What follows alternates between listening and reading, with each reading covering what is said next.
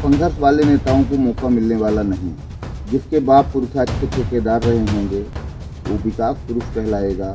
ये होगा तो माफियाओं के हाथ में है देश। क्या मोदी जी ने संसद बनाया है लेट्रिन में हाथ लाने के लिए? अब न नेता अच्छे हैं और न नेता के कार्यकर्ता अच्छे हैं, इसलिए लोकतंत्र की हत्या हो रही है। आप प्रदेश का पैसा गरीब को लुटा रहे हो, कितने दिन तक फ्री की बात पाओगे? ब्राह्मण के दम पर कोई राजनीति नहीं कर सकता। अजय सिंह रात दिन डेरा डाल दें, एक वोट पटेलों को नहीं दिला पाएंगे रीवा में। अगर ये फ्री की रेवड़ी बांटा बंद कर दें तो रीवा की ऑटो फील्ड में कोई नेता अपने दम पे चुनाव नहीं और आपने ये साफ ही कर दिया कि कोई नेता ही दिए तो कहाँ से जीते? हाँ, कहाँ पे जीतेंगे? नमस्कार, आपका बहुत बहुत स्वागत है और मैं हूं आपके साथ अभिषेक तिवारी। मध्य प्रदेश में चुनाव की सरगर्मी लगातार बढ़ती जा रही है। रीवा में भी इसका आलम दिख रहा है। चुनावी कवरेज में हम पहुंच चुके हैं रीवा जिले के गुड़ विधानसभा। गुड़ विधानसभा लगातार चर्चित विधानसभा रही है क्योंकि यहां बदलाव और बदलने की कयास चल रही थी। हमारे साथ मौजूद है भारतीय जनता पार्टी की कार्यकर्ता, भारतीय जनता पार्टी के नेता पंडित बालेन्द्र शुक्ला जी। शुक्ला जी, आपका बहुत बहुत स्वागत है। शुक्ला जी, आपका नाम भी बड़े सुर्खियों में चल रहा था कि गुड़ विधानसभा में आपको टिकट मिल सकती है। आप प्रबल दावेदार थे, लेकिन ऐसा क्या हुआ कि आप जमीन पर भी काम कर रहे थे, पार्टी आपको देख नहीं पाई, समझ नहीं पाई? देखिए, युवा जो राजनीतिक व्यक्ति है, युवाओं का राजनीति अब खत्म हो रही है। संघर्ष वाले नेताओं को मौका मिलने वाला नहीं है। अब जो सबसे बड़ा दारू का ठेकेदार होगा, सबसे बड़ा प्रॉपर्टी डीलर होगा, जिसके बाप पुरख अच्छे ठेकेदार रहे होंगे वो विकास पुरुष कहलाएगा। जिसके व्यक्तिगत बैकग्राउंड दहशत के रहा होगा वो नेता बनेंगे। संघर्ष कर रहे हैं। आज नेता चुनाव लड़ कहाँ रहे हैं? लोकतंत्र है कहाँ? मतलब आपको लगता है कि लोकतंत्र अब नहीं बचा? लोकतंत्र खत्म हो चुका है। 10 साल बाद फिर से आजाद भगत सिंह, रानी लक्ष्मीबाई लोग बनने के लिए तैयार होंगे। नौजवान सुभाष चंद्र बोस बनना होगा, आजाद भगत सिंह बनना होगा और देश को नए सिरे से लड़ाई लड़नी पड़ेगी, तब देश होगा। अब तो माफियाओं के हाथ में है देश। मतलब आप ये बहुत बड़ी बात कर रहे हैं। आप भी भारतीय जनता पार्टी ये कहती है कि हम लोकतंत्र की रक्षा करते हैं, सिपलहरा अपने आप को कहती है, युवाओं को बढ़ाने की बात करती है कि अब देश जो है युवाओं का देश है। प्रधानमंत्री मोदी इस चीज को रखते हैं और ये कहते हैं कि जो हमारी पार्टी के जो आम कार्यकर्ता है वो भी हमारा नेता है। अच्छा बताइए, मोदी जी कहते हैं। हाँ। मोदी जी ने कहा था 75 साल के ऊपर वालों को टिकट नहीं देंगे। हाँ। तो नागेंद्र सिंह नागौद और नागेंद्र सिंह को टिकट दिया। आप बताइए, भारतीय जनता पार्टी में कौन ऐसा नेता है? क्या मोदी जी ने संसद बनाया है लेट्रिन में हाथ लाने के लिए, जूता साफ करने के लिए? कि संसद का काम होता है कि दिल्ली से बजट लाए और विकास करे। इसके लिए ना जनता संसद जुड़ती है। कि लेट्रिन धोने के लिए तो मेहतर लगा है, नगर निगम में लगा है, गांवों में लगा है। तो हम लेट्रिन ढोल करके वीडियोग्राफिंग कराएं और मलाई खाएं, इसके लिए संसद थोड़ी है। हम ये कह रहे हैं कि लोकतंत्र खत्म हो रहा है। मोदी जी बचाए हुए बैठे हैं, लेकिन जिस दिन मोदी जी हटेंगे उस दिन हिंदुस्तान में फिर भी नौजवानों को संघर्ष करना पड़ेगा देश बचाने के लिए। और हमारा देश बहुत असुरक्षित होता जा रहा है। देश कर्ज में डूबता जा रहा, प्रदेश तो हमारा कर्ज में डूबता जा रहा है। मैं भारतीय जनता पार्टी में हूँ और ईमानदारी से पार्टी के पीछे लगा हूँ, लेकिन कहीं में कहीं पढ़ा लिखा व्यक्ति हूँ तो अंदर से कष्ट भी हो रहा है कि आज हमारे रीवा जिले में नागेंद्र सिंह और गिरीश गौतम के अलावा भारतीय जनता पार्टी में बता दीजिए एक नेता चुनाव लड़ रहे हो तो एक नेता का नाम बता दीजिए जो भारतीय जनता पार्टी में जो नेता है, जिसका जनता के लिए एक भी आंदोलन है, जनता के लिए एक भी संघर्ष किया है, जनता के लिए लड़ाई लड़ा है, जनता के लिए किया है कुछ। एक नेता का नाम बता दीजिए। आप एक नेता का बता, आप तो यहाँ के पत्रकार भी हैं, अच्छे पत्रकार हैं, एक नेता बता दीजिए जो लड़ रहा हो। क्या कारण है? क्या कारण है? क्योंकि आपकी पार्टी की बात करेंगे, आप जब अपने पार्टी पर ही सवाल निशान खड़े कर रहे हैं, क्या कारण है कि आप जैसे लोग, आप जैसे कार्यकर्ता, आप जैसे नेता जमीन पर काम करते हैं, लोगों के हित के लिए लड़ते हैं, धरना प्रदर्शन करते हैं, लेकिन तवज्जो ये बताइए, भारतीय जनता पार्टी को जन्म देने वाला नेता कौन था? राजेंद्र पांडे जी थे ना। जब यहाँ भारतीय जनता पार्टी का कोई व्यक्ति नाम लेने के लिए तैयार नहीं था, राजेंद्र पांडे जी थे ना। और राजेंद्र पांडे जी कहाँ हैं? राजेंद्र पांडे जी के पिताजी अगर अच्छे ठेकेदार होते, अच्छा पैसा होता, तो आज राजेंद्र पांडे केंद्र के मंत्री होते। और उनके पिताजी बहुत गरीब खानदान थे, संघर्ष किए तो आज फुटहा घर में रह रहे हैं, कोर्ट जाते हैं, चले आते हैं। बता दीजिए नेता, आज मुझे आप नेता कांग्रेस में बता दीजिए कौन नेता चुनाव लड़ रहा है।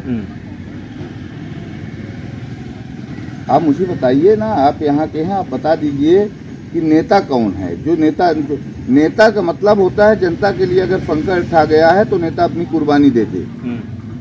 आप श्रीनिवास नेता थे, जब रात को कोई संकट पड़ता था श्रीनिवास तिवारी के डेहरी जाता था, श्रीनिवास तिवारी IGSP को होक देते थे और काम करते थे। आज मुझे रीवा जिले में इतना बड़ा संकट है कि अगर कोई, हम तो कहते हैं हमारे यहाँ उमरी में हत्या हो गई, 2 हत्याएं हुई, आम जनता निकल नहीं पा रही थी, दहशत का माहौल था। संजय पटेल गुड़गांव की 14 महीने की हत्या, आपके गोविंदगढ़ में फुदामा यादव को मार के फेंक दिया गया, आपके कफ्तरा के प्यासी को मार के फेंक दिया गया रमा गोविंद मंदिर में। आप बताइए, यहाँ नेता चुनाव जीत करके गए, एक भी सदन में क्वेश्चन उठाया कि इनकी कफ्तरा के प्यासी की हत्या इस मंदिर में हुई, रमा गोविंद मंदिर में, इसकी जांच होनी चाहिए, CBI जांच होनी चाहिए।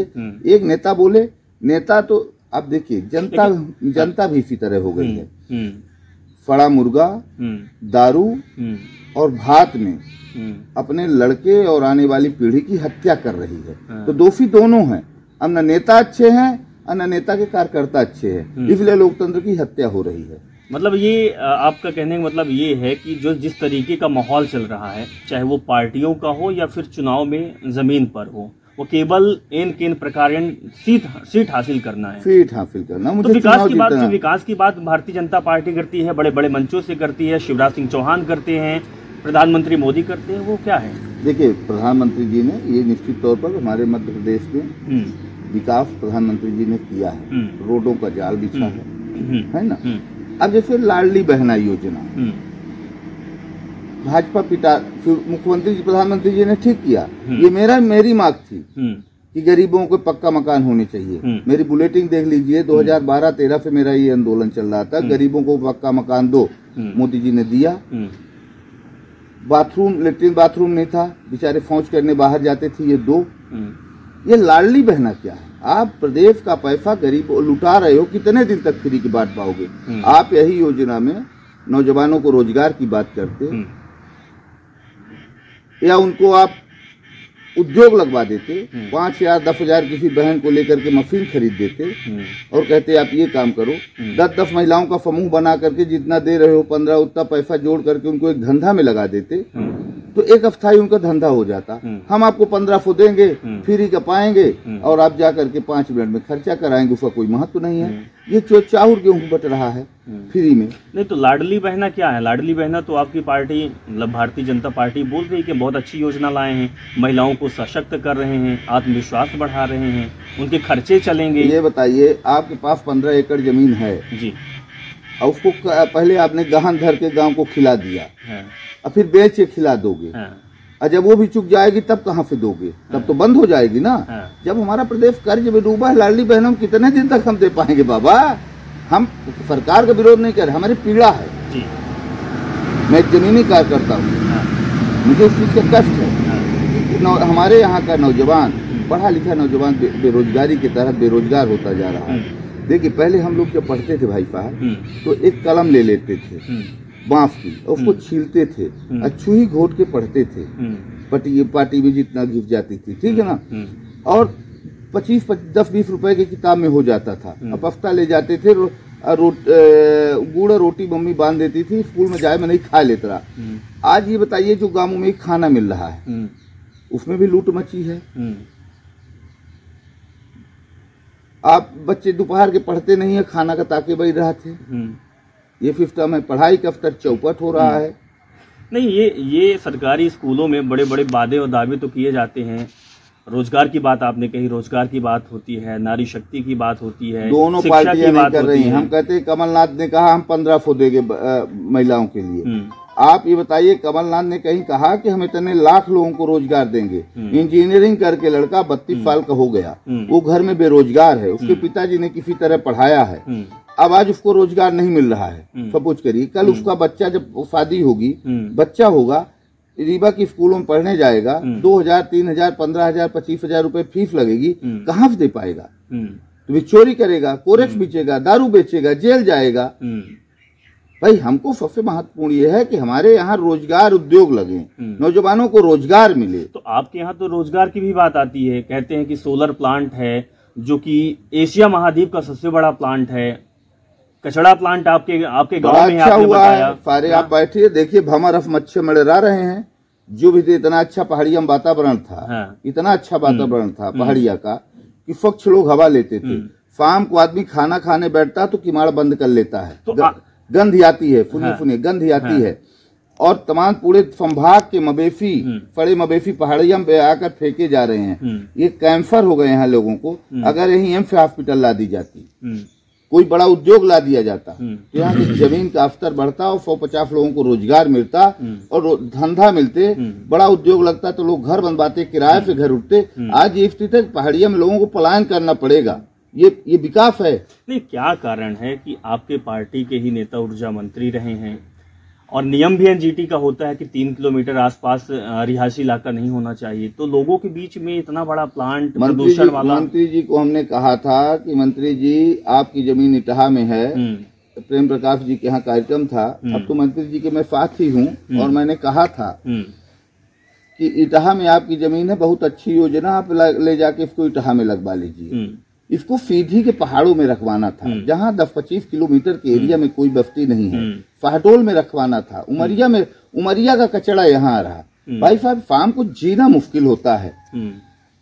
अब मंत्री जी से कोई नेता इसलिए नहीं बोल पाता कि मंत्री जी देखिए 8 फीट की टिकट मंत्री जी बांटते हैं। भाजपा में जिसको रहना है तो राजीव शुक्ला कहना है, नहीं टिकट नहीं मिले। जैसे हमने मान लिया है कि अमैया में श्रीनिवास तिवारी टिकट बांटते थे। अमैया में एक मजार है, उसको वैज्ञानिकों को खोज करनी चाहिए। वो मजार कौन सा जिंद बाबा है कि पहले श्रीनिवास तिवारी को फूरे थे, तो जब तक जिंदा थे तो कांग्रेस की 8 फीट वो बांटते थे।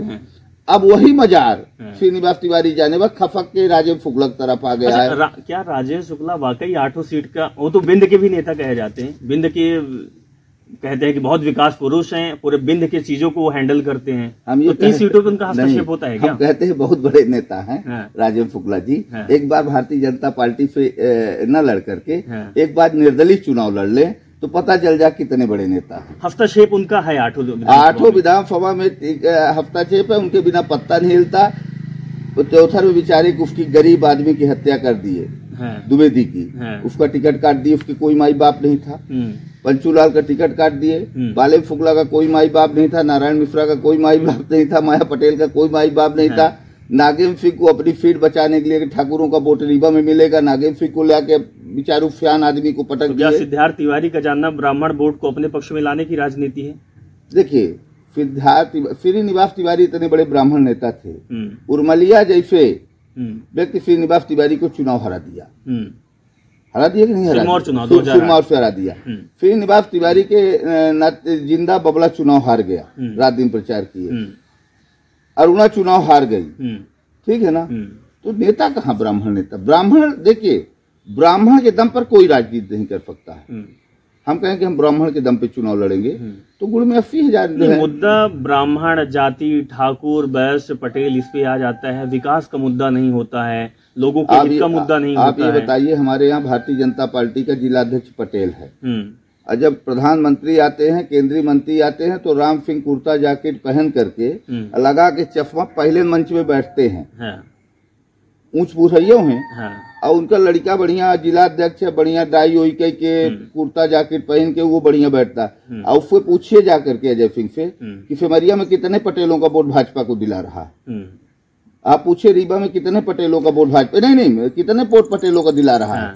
उससे जाके पूछिए त्योथर में कितने पटेलों का वोट भाजपा को दिला रहा है। उससे पूछिए देव तालाब में गिरीश गौतम के बहुत करीबी था उनके गुट के, उससे पूछिए देव तालाब में कई पटेलों का वोट भाजपा को दिला रहा है। देखिए, हमारे यहाँ का पटेल समुदाय बहुत होशियार है, वो नेता बनाता है, वो किसी दल में नहीं है कि किसी दल में है। वो बहुजन में भी है, कांग्रेस में भी है। बहुजन के नेता पटेल हैं, कांग्रेस के नेता पटेल हैं, बीजेपी के नेता पटेल हैं, ठीक है ना? इसलिए वो नेता है कि देखिएगा दीपक पटेल रीवा से चुनाव लड़ रहा ना, चाहे वो कांग्रेस का हो चाहे बीजेपी का पटेल हो, सब दीपक पटेल को वोट करेगा। 12 से 13,000 दीपक मतलब पटेलों में एकता हाँ होती है। पटेल। चलिए इससे थोड़ा सा हट के बात करते हैं, क्योंकि जातिगत मामला नहीं आपने खोता है तो पूछ लीजिए, मुझे डर नहीं है। तो पटेलों को वोट दीपक पटेल करेंगे इस बार नहीं पाएंगे।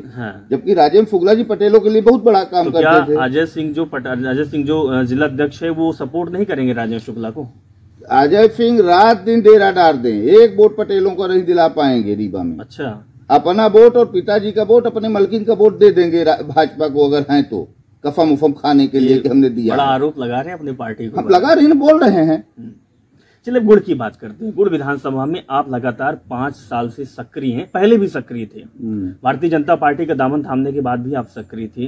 क्या लगता है कि गुड़ विधानसभा की क्या आवश्यकताएं हैं? गुड़ विधानसभा की क्या मांग है? लोगों को क्या चाहिए? देखिए, गुड़ क्षेत्र में तो पहले शुरू लोगों को शांति चाहिए। ठीक, हमारे गुड़ क्षेत्र में 15 साल से इतना आतंक था कि जीना मुश्किल था।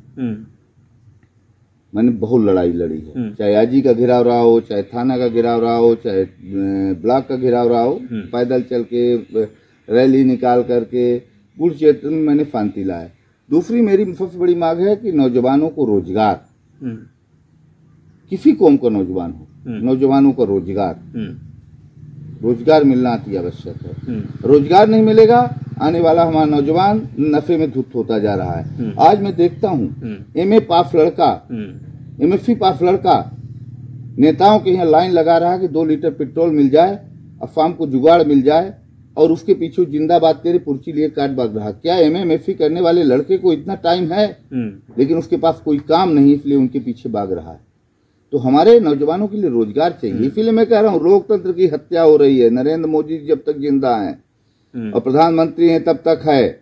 इसके बाद आप देखिएगा अगर धोखा से भी कांग्रेस की सरकार बन गई, धोखा से भी कांग्रेस की सरकार बन गई, तो लोकतंत्र की हत्या सुनिश्चित है। और देश में फिर नौजवानों को जागना पड़ेगा और अपनी हक के लिए लड़ाई लड़ना पड़ेगा। और मैं तो ये कहता हूँ कि जो रेवड़ियां बट रही ना, फ्री की रेवड़ियां, इसमें माननीय सर्वोच्च न्यायालय को हस्तक्षेप करना चाहिए। तो अब नहीं, अब लोगों की निगाह सिर्फ न्यायपालिका पे है कि न्यायपालिका हस्तक्षेप करे, सर्वोच्च न्यायालय हस्तक्षेप करे कि जो सरकारें रेवड़ियां बांट रही हैं फ्री का, क्या इनको बैठाया गया खजाना में? तो फ्री में बांटने के लिए खजाना बैठाया गया है। तुमको बैठाया गया है तुम नौकरी दे दो। हम कहते हैं किसी बच्चे को अगर अस्थायी एक नौकरी दे दोगे तो उसका 40 साल परिवार, अच्छे 10 लोगों का परिवार चलेगा। अब 1500 रुपए में तुम्हारा कितने दिन खाएगा, कितने दिन परिवार चलेगा उसका? तो सर्वोच्च न्यायालय को हस्तक्षेप करना चाहिए। प्रधानमंत्री ने कहा है कि रेवड़ियां बट रही हैं, तो प्रधानमंत्री जी मैं कह रहा हूं कि चाहे आपकी सरकार हो चाहे विपक्ष की सरकार हो, सारी सरकारें जो रेवड़ियां बांटती हैं, सारे मुख्यमंत्रियों के ऊपर कार्रवाई करिए आप। लेकिन अक्सर होता नहीं है ऐसा। आप ठीक बोल रहे हैं, काबिले तारीफ है जो आप बात कर रहे हैं। फ्री के रेवड़ियां की बात आती है, चुनाव में ऐसी चीजें आती है, लेकिन वो तो भारतीय जनता पार्टी भी कर रही है, प्रधानमंत्री मोदी भी उसको देख रहे हैं। दूसरे राज्यों में जब होता है तो प्रधानमंत्री मोदी का हस्तक्षेप होता है, भाषण में वो जिक्र आ जाता है। जब खुद के राज्यों में होता है तो उसका जिक्र नहीं होता है। देखिए क्या है, अगर ये फ्री की रेवड़ियां बटेगी भाई साहब ना, मैं एक ही उदाहरण दिया, आपके पास 15 एकड़ जमीन है, पहले गहन दे के खिलाओगे, फिर बेच के तो मध्य प्रदेश की सुनो, जिस दिन हम कहते हैं जिस दिन कुछ नहीं बचेगा सब बेच लेंगे, भाज लेंगे, और जिस दिन फ्री के देना बंद कर देंगे उस दिन तो जनता फिर इनके अपोजिशन में तो जाएगी ना, कि नहीं जाएगी? आप बताइए। जाएगी। लेकिन कितने दिन फ्री की बात खिलाओगे? जनता के पास जब मैं जाता हूँ, मैं भी कवरेज के दौरान जनता के पास भी गया, जनता इन चीजों को समझ रही है, लेकिन क्या कारण है कि जनता इसको निकाल नहीं पा रही, भुना नहीं पा रही है? उनके पास ऑप्शन नहीं है। भारतीय जनता पार्टी में वही हो रहा है तो कांग्रेस में भी वही होगा। क्या यही कारण है? देखिए है क्या कि अभी हमारे यहाँ नरेंद्र मोदी जी का बहुत बड़ा क्रेज है। मोदी जी ने कुछ काम बहुत अच्छा किया, जैसे आवास योजना दिया गरीबों को, पक्का ये अस्थाई दिया, पट्टा दिया अस्थाई दिया, लेट्रिन बाथरूम बनवाया अस्थाई बनवाया। अब जैसे गल्ला, मैं देखता हूँ जब किसान रात को पानी लगाता है और लाइट के लिए सोचिए ताके रहता है, मवेशी खाए ले रहे पूरी रात, और जब लाता है वो, और फिर वही गल्ला उसका कौड़ियों के भाव बिकता है, और फिर जा करके वो गल्ला फ्री में बंटता है। और जब फ्री में बंटता है तो 35 किलो 40 किलो 50 किलो लाते हैं लोग, और वहाँ कोटा फिलाने के बाद फिर बनियों के यहाँ बेच करके उसकी दारू पी लेते हैं। तो हम ये कह रहे हैं कि आज किसान खेती नहीं कर पा रहा है, फ्री का देना बंद करो ना। किसान खेती करे, लेबर मजदूर खेती करें, उनके बच्चों की पढ़ाई के लिए दो, दवा के लिए दो, उनके रोजगार के लिए दो, उनको पक्का घर बनवाओ, उनके लिए और व्यवस्था करो, स्कूल की अच्छी पढ़ाई के लिए व्यवस्था दे दो, लाइट फ्री कर दो। लेकिन आप ये बताइए कि फ्री के चाउर गेहूं बेच के और फिर वो दारू पी लें, और कितने मेहनत से किसान काटता है, अभी मेहनत नहीं कर रहे हैं, पूरे खेत पड़े हैं, कोई अधिया लेने के लिए आज की डेट में तैयार नहीं है भाई साहब। यही कारण है तो जो फ्री का गल्ला बिक रहा है, इसीलिए मवेशी गांव गांव भाग रहे हैं, कट रहे हैं। कितने दिन आप बताइए गौशालाएं बनी हैं। किसानों की बात, 70% से ज्यादा आबादी लगभग किसान है, किसानी से जुड़े हुए हैं। एक बहुत बड़ा मुद्दा ये आता है ऐरा प्रथा, किसानों की फसल चौपट हो रही है। दूसरी तरफ जो पशु हैं वो सड़कों पे भी मर रहे होते हैं। तो भारतीय जनता पार्टी तो लगातार कहती है कि हम गौ माता समझते हैं गौ को। तो क्या इस चीज को नहीं समझती है वो? देखिए क्या है, अगर ये फ्री के रेवड़ी बांटा बंद कर दें, गेहूं चावल फ्री के रेवड़ी बांटा बंद कर दें, या फ्री के देव बंद कर दें, तो किसान लेबर मजदूर मिले लागे, खेती हो लाग, गैया गोरुआ फ्री के जो गोरुआ हैं, जैसे गाय हैं, गाय गोरु मवेशी बांधे, जैसे उनको गैस होता है, 2 रुपए 3 किलो रुपए गोबर ले लागे, तो लोग 10 25 50 किलो गोबर बेचे, तो 100 200 400 रुपये यही में पा जाए। रोजगार का साधन यहाँ से देना, रोजगार यहाँ जैसे तुम 150 रुपए 1500 रुपए दे दिए, अब उनको तुम 2 गाय दे देते खरीद करके, वो दूध भी बेचते और उनका गोबर लेते तुम, तो उनको 200 रुपए, अगर उनका 3 रुपए भी लेते तो 20 25 किलो 30 किलो 40 किलो गोबर, तो 100 रुपया 50 रुपए गोबर हो जाते रोज के, तो उनको 1500 2000 रुपए का काम भी मिल जाता, गौ की सेवा भी होती, गौ की रक्षा भी होती। तो सरकार देखिए, नेता माने भगवान होते थे, अब नेता लायर नहीं जा रहे हैं, पढ़े लिखे नेता सदन के अंदर नहीं पहुंच पा रहे हैं, अब बिजनेस और ठेकेदार नेता पहुंच रहे हैं, अच्छी सोच वाले भी नहीं, अच्छी सोच वाले नेता सदन के अंदर नहीं पहुंच पा रहे हैं। अब तो ये पहुंच रहे हैं कि मुख्यमंत्री जी ने कह दिया पंखा डोला है, कह देंगे हाँ साहब बहुत बढ़िया पंखा चल रहा, पंखा नहीं डोला, हाँ साहब पंखा नहीं चल रहा। वहाँ नेता ऐसा होना चाहिए कि मुख्यमंत्री कहे पंखा नहीं चल रहा है, तो हाँ ये पंखा नहीं चल रहा है, ऐसा करिए, योजना बनाइए, सदन में विधायकों के अच्छे अच्छे मुद्दे उठाना चाहिए। क्या लगता है ये जो भड़ास आपके अंदर है, या तो फिर ये हकीकत है? मैं तारीफ करता हूँ जो चीज आप सामने रख रहे हैं। बड़े नेता जो टिकट पा जाते हैं या तो विधायक बन जाते हैं, सांसद बन जाते हैं, वो क्यों नहीं करते हैं? मैं तो कह रहा हूँ नेता चुनाव नहीं लड़ रहे हैं। आप मुझे बताओ ना कौन नेता चुनाव लड़ रहा है रीवा जिले में? एक नेता गिरीश गौतम नागेंद्र सिंह को छोड़ दो, फिर राष्ट्रीय दल कांग्रेस और बीजेपी। नागेंद्र सिंह आपके गुड़ विधानसभा के आपके प्रत्याशी हैं, बीजेपी के प्रत्याशी हैं, क्या वो नेता हैं?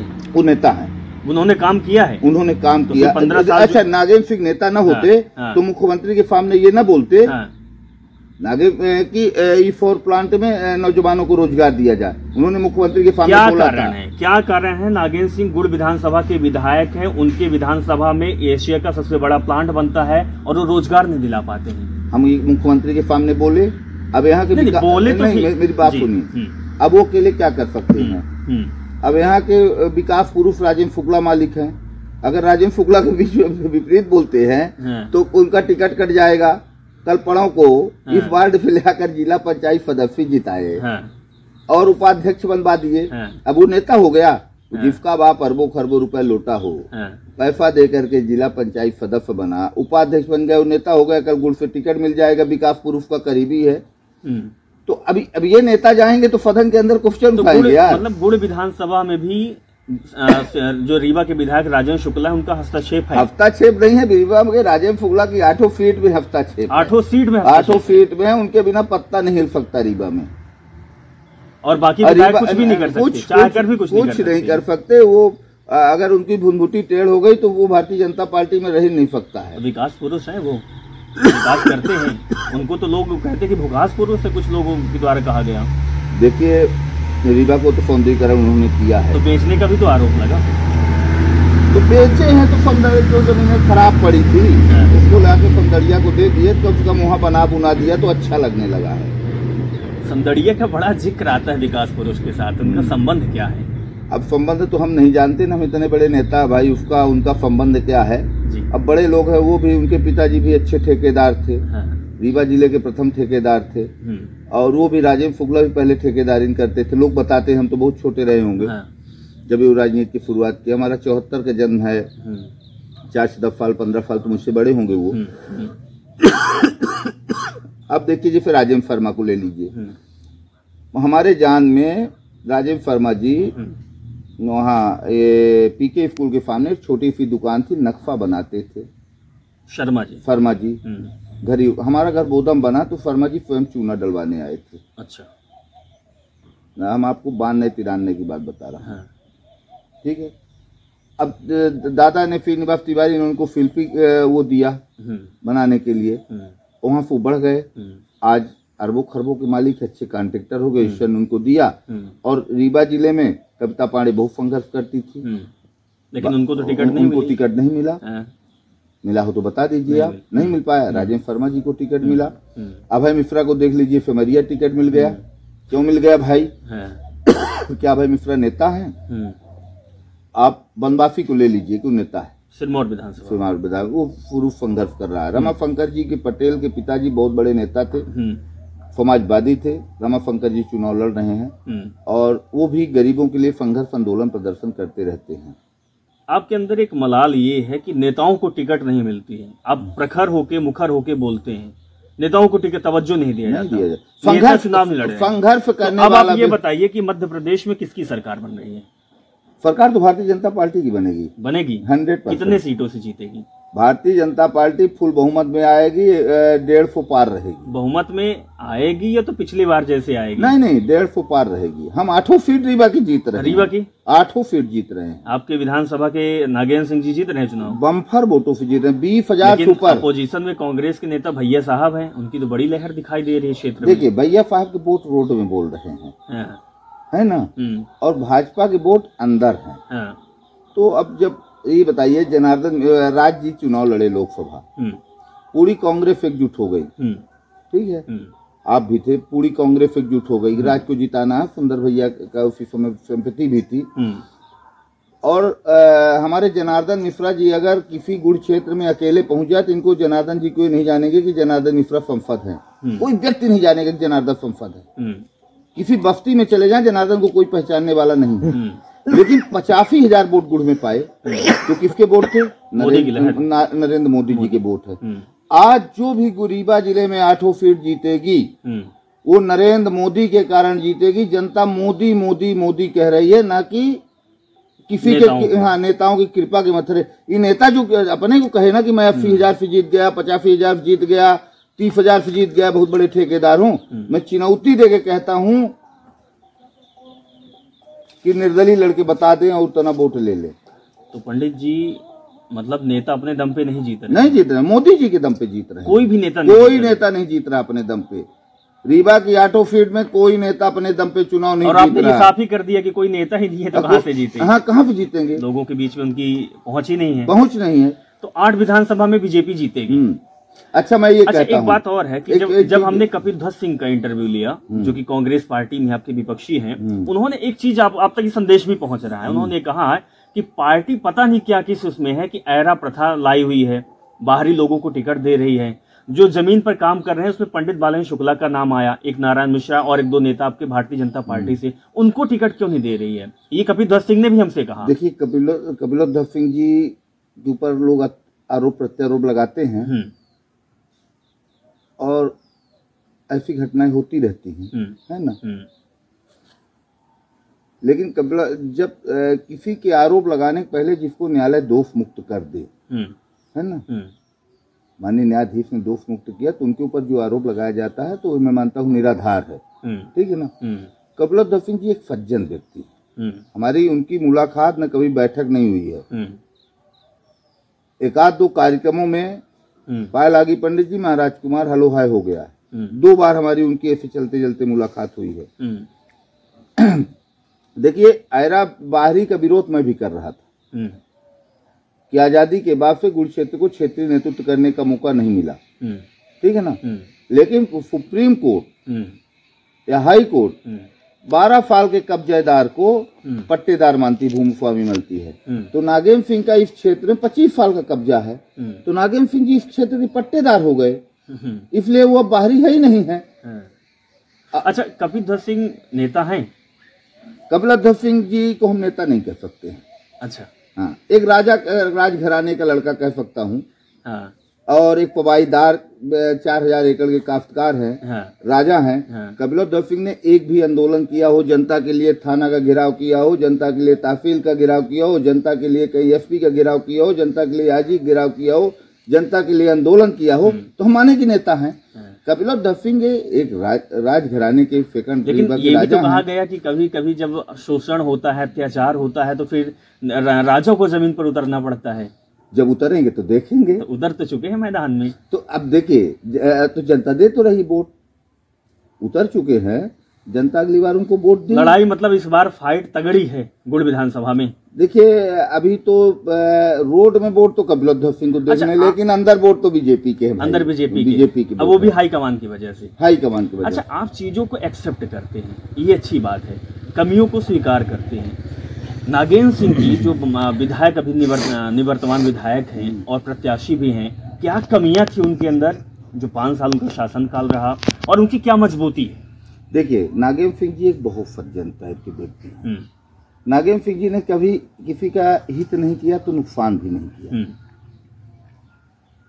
पूरे क्षेत्र में किसी के ऊपर फर्जी नागेंद्र सिंह जी के जो आरोप प्रत्यारोप लगे हैं वो, तो उनके साथी एक ढिल्लम सिंह थे, हमारे बहुत करीबी मित्र हैं। मैं उनका बड़ा सम्मान और प्यार देता हूँ, लड़ता भी हूँ उससे। खुराफात वही करता रहता है। अच्छा, ढिल्लम सिंह। उसके बदौलत नागेंद्र सिंह से लोग नाखुश हैं, है ना। लेकिन नागेंद्र सिंह ने कभी किसी का ना नुकसान किया। अगर फायदा नहीं दिया किसी को 1 रुपए की, तो 1 रुपए की उसकी नुकसान भी व्यक्तिगत तौर पे नहीं किया। अच्छा, नागेंद्र सिंह। तो विधायक अगर नुकसान ना करे या फायदा भी ना करे तो विधायक किस काम का? तो अब जनता को निर्णय करना है यार कि अब हमको तो इस बार आप जनता को क्या संदेश देना चाहते हैं? आपने साफ तौर पे कह दिया है कि लोकतंत्र खतरे में है, राजतंत्र अच्छा था, लोकतंत्र सही नहीं है, जनता नेता को टिकट नहीं मिलती है, नेता कोई है नहीं जो चुनाव लड़ रहा है, लेकिन फिर भी वो जीत रहे हैं। तो जनता को क्या समझने की जरूरत है? जनता को ये संदेश देना चाहता हूँ, अपने नौजवान भाइयों को संदेश देना चाहता हूँ कि जो सड़ी दारू मुर्गा लेकर के वोट की लालच देकर के आ रहे हैं, जिस दल के लोग हों, दारू मुर्गा उन्हीं के मुंह में फेंको, घरे से चहेट दो, और एक अच्छे 5 साल में मौका आता है चुनाव मत देने का, तो अच्छे जो नेता तुमको समझ में आए और अच्छा दल, तो अच्छा दल तो कमल ही है, और अच्छे नेता का चुनाव करें। मैं यही संदेश देना चाहता हूँ। मतलब प्रचार आपने पार्टी का कर ही दिया इतना। अब पार्टी में है यार, तो पार्टी की बात तो करेंगे ना, लेकिन हकीकत से तो हट गए ना। कहाँ हकीकत से हट गए? अब मैंने अच्छे नेता का कहा ना, और मैंने ये भी कहा रेवड़िया भारतीय जनता पार्टी बांट रही है, मोदी जी के भरोसे पे चुनाव जीत रही है, नेता कोई है नहीं, टिकट उनको मिल जाती है, लेकिन मैंने कहा मैंने ये कहा नेता नागेंद्र सिंह जी हैं, तो काम तो नहीं कर रहे हैं। कहाँ काम नहीं कर रहे हैं? 5 साल काम किया। 5 साल का काम जो भारतीय जनता पार्टी की बदौलत, रोड बताइए, टीकर वाली रोड, सोलर प्लांट भी बन गया, रोड, ये तमाम रोड बन गई, सोलर प्लांट भी बन गया उनके क्षेत्र में, रोजगार उनके गुड़ के लोगों को नहीं मिला। देखिए हम विधायक होते ना, आप होते, अगर आपकी ये बात, मेरी बात सुनिए, जहाँ वो नागेंद्र सिंह ने क्या किया, क्या नहीं, वो व्यक्तिगत उनका मैटर है। मैं अपनी बात करता हूँ। मैं अगर विधायक होता ना, तो जो मच्छर खा रहे हैं, गंदगी के लोग मर रहे हैं ना, तो आज भी मैं कचरा प्लांट उखड़वा के फेंकवा देता, चाहे मेरी लाश चली जाती है यहाँ पे, ठीक। अगर मैं विधायक होता तो हमारे यहाँ का बिजली, हमारे छाती में बिजली बन रही है, उसका तरंग हमारे यहाँ के नौजवानों को जा रहा है, तो वो प्लांट ये बिजली में गुड़ क्षेत्र को कहता कि दो, बिजली में छूट दो, जिस एरिया तक वो जा रहा है, 15, 20, 25 एरिया के छूट तक, तब हमारे यहाँ से दिल्ली ले जाओ। जमीन मेरी ले रहे हो, इसका रिएक्शन मैं झेल रहा हूँ, तो उसका कुछ न कुछ तो लाभ मुझे मिलना चाहिए, ठीक है ना। मैं करता। अब विधायक नागेंद्र सिंह जी हैं और नागेंद्र सिंह जी क्या करेंगे ये उनका काम है, मैं उनके काम में क्या कर सकता हूँ, बताइए आप। अच्छा, ये बात अगर ये इंटरव्यू आपके हाईकमान तक पहुंच जाता है, मोदी तक पहुंच जाता है, शिवराज सिंह चौहान पहुंच जाता है, या फिर जो आपका संगठन है, तो क्या इस चीजों को समझेगा कि हाँ हमारे पार्टी में कोई ऐसे नेता है जो चीजों को समझता है? लगता है आपको? देखिए, समझे या न समझे मैं नहीं जानता, लेकिन आप इसी तरीके से काम करें। देखिए, मेरा काम ये है कि 17 तारीख को वोट पड़ जाएगा, 3 तारीख को गिनती हो जाएगी, 7 तारीख को बालेन शुक्ला फिर अपना कमंडल उठा लेगा, गुड़ क्षेत्र में पैदल भागेगा। मैं तो मतलब आप काम करना गुड़ क्षेत्र में बंद नहीं। और मैं एक चीज और चैनल के माध्यम से चीज कहना चाहता हूँ आपको, संघर्ष कभी किसी का ले। मेरा टिकट 2013 में अजय सिंह राहुल ने काटा था, घोषित टिकट काटा था। मैं कमेंटमेंट था कि नागेंद्र सिंह को अगर टिकट मिलेगा तो मैं पूरी ताकत से रहूंगा, तो मैं नागेंद्र सिंह के साथ पूरी ताकत से हूँ, ठीक है, मेरे अंदर गद्दारी नहीं है। लेकिन मैं टिकट के अंतिम लड़ाई में था, मुझे भूपेंद्र यादव प्रभारी थे और बीडी शर्मा जी कहते पैनल में है, सर्वे मेरा टॉप 10 में नाम गया था। संघर्ष मैंने किया, मैंने 15 साल क्षेत्र में लड़ा हूँ। शायद अगर वो मेरी माँ बैठी हैं, जो मेरे साथ छल करेगा वो राजनीति में सक्सेस नहीं हो पाएगा।